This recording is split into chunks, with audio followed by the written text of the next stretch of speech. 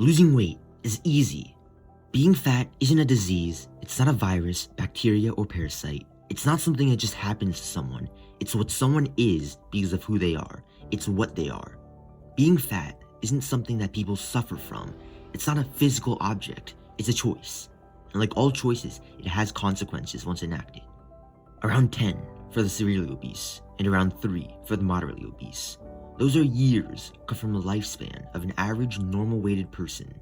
That's around 14 and 4% of life that simply won't be lived because of being fat. Understand that being fat, it doesn't just affect one person. These years can be the difference between one being there for their child's marriage and their grandchildren never meeting their grandparents. The decision to be obese, while understanding these statistics, is also a decision to show how much one would rather self-indulge than choose to be there for likely years longer for their own family. Being obese is being selfish. It is being pathetic, it is being irresponsible, and it is being dishonorable. In one's life, there's no shame quite like being obese. It's so far removed from any sense of responsibility that simply existing in that manner is akin to a direct insult to one's bloodline. Could you imagine how one's ancestors, who starved to death, would view an obese person as? Maybe a joke, a comedic manifestation of an alternate universe, not who they died for. In this world, there are few emotions, if any, more conductive than love. Some may characterize it as simply being willing to sacrifice their life for someone else. A rush of oxytocin and other chemicals arranged in a masterpiece of a composition that could lead someone to go into the abyss of death, to die for someone. Yet, ironically, the only aspect of this idea often set as a vow, a promise, that most ever actually make good on is the dying. And for obese people, it's not dying earlier for those that they lie about loving.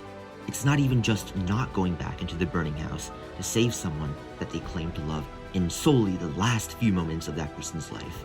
No, it's the repetitive, conscious, continuous decision of every moment that an obese person is putting their health at risk by being obese to not be there, to not be alive, to sacrifice their life, to save those that they claim to love. It might as well be making the decision not to sacrifice their life, to save those that they claim to love every single second of their obese life. Anyone who wants to be there for those that they claim to love will be healthy.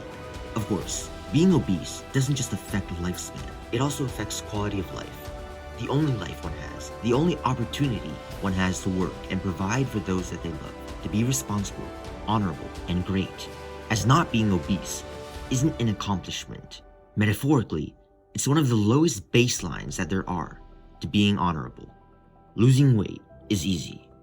The decision to do so, to be healthy, to be there longer for one's family, to work and to provide for those that one loves, is a decision that anyone who truly loves, anyone who wants to live longer and or be honorable, would make.